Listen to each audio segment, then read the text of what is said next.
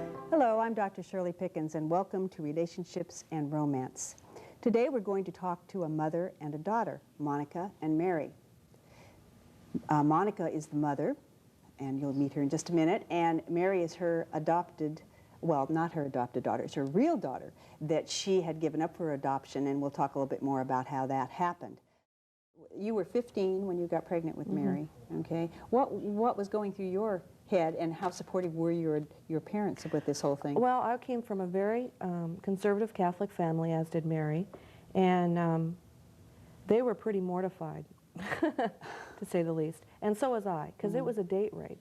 I was really young, and I was a virgin at the time, and I never told them who it was or anything because I was so ashamed and embarrassed. And I didn't want them to go throw them in jail. I would have been humiliated and it would peer have been pressure. a big deal, and you wanted to kind of keep it quiet. I was really ashamed. So I never really said anything to them, but they thought the best thing for me would be to be kind of locked away in the house so nobody knew that I was, pregnant. So they took you out of school? Yep, I went to a pregnant girls' school for about 3 days a week. And I had very few friends visit. I was a real social person, and they didn't really want to come over because it was boring. Monica couldn't be, it wasn't fun anymore, So it was a very lonely time for me. And I did a lot of writing that really helped me get through it. It was a closed adoption. They do open now, but back then, 20 years ago, it was closed. And I didn't have a choice. I told them that I wouldn't give her up unless I got to see her. Because back then they didn't let you see your child. They didn't bring them to you or anything. And I said, you're not getting my baby unless I see her, because I want to see her ears. I want to see someone that's part of me. I never had anybody that looked like me.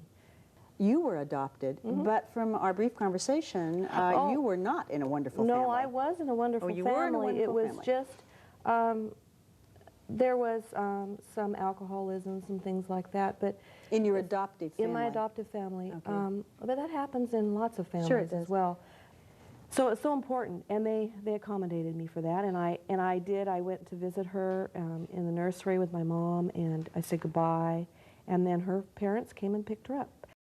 But through the years, I kept in touch with the nun that did the adoption.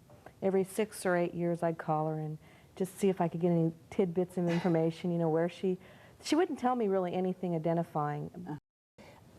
Am I giving this baby to a good home? I mean, that would be an important factor, and you really don't know. No, I wasn't concerned about that. You weren't concerned about that? Because I'd had such loving parents that I knew, and they told me, this is the best thing, this is the best thing. But I knew in my heart, I had 2 parents that loved me and wanted me.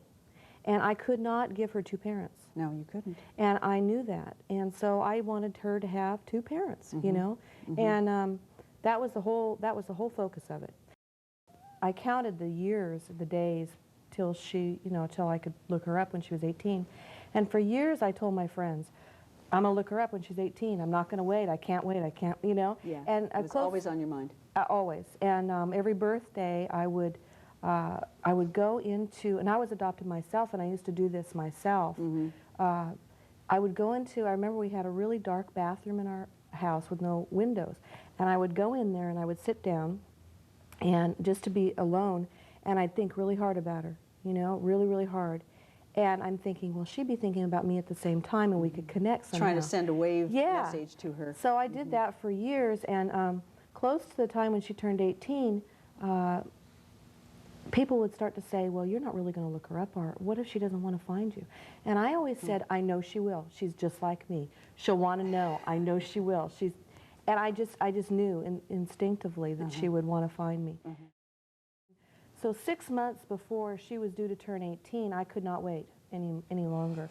And I had given her up for adoption up in Anchorage with Catholic Charities. So I called up to Anchorage, and of course the nun that had done the adoption was gone, long gone. She's in New York now. And they said, well, what you need to do is you need to forward a letter through us to her parents, and we'll send it to them. And if they want to let her know about you and start any reunification, then I was at work one day, and I get this phone call about 30 days later, and it's the adoption agency, and my heart's beating. I think, why did they call me back, And she said, well, I'm really sorry it's taken us so long, but we had a call from a young woman, and we have a picture here. I said, of who? They said, of your daughter. Of your daughter, huh? And she had called within 5 days of my call. Wow. They were just slow putting us together. Yeah. How did they approach you? Well, I've always known that I was adopted ever since I was a really small child. And my parents were always really good about, whenever I had any questions, my mom was really open with me. She always let me know that I was given up for adoption because I was special and because I was loved, not because someone didn't want me. And so that's a pretty important point, isn't it? yeah. Yeah. I kind of always had the same feelings that Monica did. I always wanted to find her, and I always knew that she would want to find me. And in fact, it was the same situation. My friends would tell me, well, you know, Mary, you have to be prepared that if she doesn't want to find you. And I said, I know, but it won't happen. Really took a lot of criticism from a lot of her friends because of it. You know, Really? that, yeah, she shouldn't be so, how can she be so nice? I mean, you know, you shouldn't be letting your daughter do this and that kind of stuff. And she stuck behind me all the way. I went back to visit them. In fact, for her 18th birthday, they flew her out here to meet me. It's pretty Gosh, nice. great, yeah. And I took her and I showed her, Disneyland and the whole bit. And I had a big party for her from everybody I've ever told about her. There was, I don't know how many people there.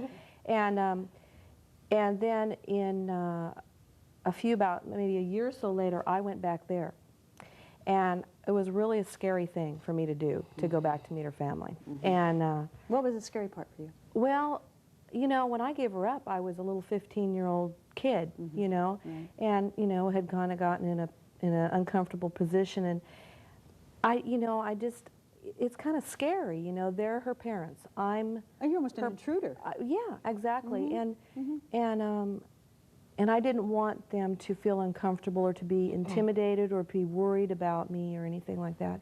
And I had a relationship over the phone with her folks, but her father was a little bit distant about it. So anyway, I got a hotel room and we went over to meet them, and I was absolutely, I'm not generally shy. I was sweating. I was terrified. Yeah. And I go to the front door, and plus her grandparents were there, her mother's parents. Oh my, you had you and the and they family. were not very supportive. No, because they weren't. you know, Not at first. They, so they had a different opinion than your mother. Yeah. they were protective of their daughter, her mother. So I get to the door, and her mother gives me this huge hug. One of those hugs that keeps going and going and going. And then her father they sandwiched me in and gave me a big hug. And they thanked me. They wanted to thank me in person. It was beautiful. And her grandparents were gracious and really, really nice to me. And I went to church with them. And it was really, really touching to me because, like Mary said, some of the other people there of the church weren't, or their friends, they were kind of glaring at me, giving me dirty looks, and they're like, what are you doing here? And Pat, Mary's mom, put her arm around me and just... And integrated you into the whole thing. Absolutely, Bless yeah. her heart, So that's good. they're wonderful people, and that's the way it should be, really. And so for you, were there any difficulties on your end in terms of knowing you were adopted? Did the kids tease you? Did you feel different than other people?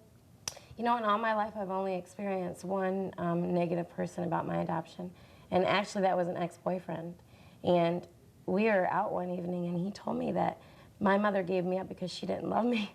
Oh. And I stood up, and I made the biggest scene in this restaurant. I got kicked out. I was screaming. I was livid. I mean, I've never, ever had anyone tell me anything like that, and especially someone that was supposed to be close to me. Well, needless to say, I mean, we broke up. That ended that. Yeah, that was...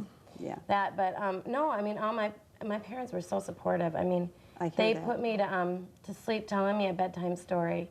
You know, once upon a time, not so very long ago, there was a mommy and a daddy who wanted very much to have a little girl of their own. And it went on and it told the story about how Sister Mary Claire, that was the nun, how she, you know, did all the... Anyways, it was just really neat. And when I knew that was my special story, and when I was old enough, I asked questions about it and learned. From the beginning, I always knew that she gave me up because she loved me, and I think that's one of the most important things to tell an adopted child, because I have a lot of friends that are adopted and they don't all feel the same way. Not that their parents have told them any different necessarily, but I really do feel strongly about that they have to know that they're loved, and that's the reason they're giving up, and that someone didn't give them up because they didn't want them. And the thing is when I went looking for my family, and I know Mary felt the same way, we had loving parents. We weren't looking for parents. We wanted to know answers, and we were curious. And if a relationship evolved, that's fabulous, and it has. But if it didn't, like with my natural mother was deceased, so that there could it was okay. But I think it's like at least you know, and I think Absolutely. that's the important part. However it turns out, I think that the biological parent has that they should at least, if they don't want to bring them into the family or whatever, or maybe no one knows that they had a child out of wedlock or whatever, they owe that person some birthrights, some information. Definitely, they have a right to know where they came from. So it would have been very hard on you, Mary, if your mother, Monica, had said, I don't really want to be in contact with her. Oh, it would have been pretty much devastating to me. I mean, she really pieced my life together a lot. There were a lot of Information. Well, not just that, but I mean, there's really kind of an empty feeling. I mean, no matter how much love I was given all my life, I had a wonderful upbringing, but there was always something missing. And until I met Monica, that's that part nothing could have fulfilled that part got filled in once you met her. the But same. if you had refused her, then you would have been left with this empty spot for you. Yeah, I would have dealt with it, though. Oh, I know you would have, but it just made it better.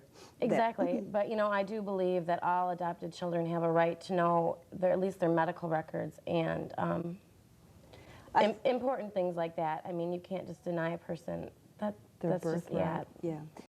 Even if Monica had been less a wonderful person than she is, you still would want to have known. Even if she were a drug addict that was using every day or whatever, she was a prostitute or whatever was going on, you would still want to at least fill in that piece. Yep, I still would have wanted to be in her life, or you know, Well, she has talked on the phone with her birth father.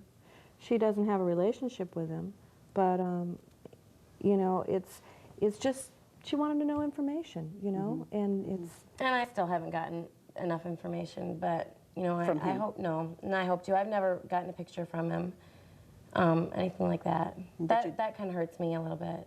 When I knew that we were going to be put together, I knew that she was going to want to know first thing who her birth father was.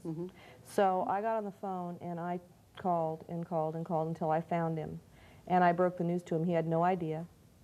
He didn't know I was pregnant. He didn't know you were pregnant when you were 15. I never told you him. never told him. He didn't know. No. So he was stunned. Well, he was surprised to hear from you after all of this time. You'd like to have something more from him. Yeah, I'd like to know what he looks like. So even He's probably overweight and bald. That's why he did it. You never can tell. I'm sure. But even that information would be valuable information, it sounds like. So you're going to pursue that? Oh yeah, I will. Okay. It's not that he doesn't want to see me or anything. I just he's a little different, I think. We won't send him a tape of this show. Yeah, no.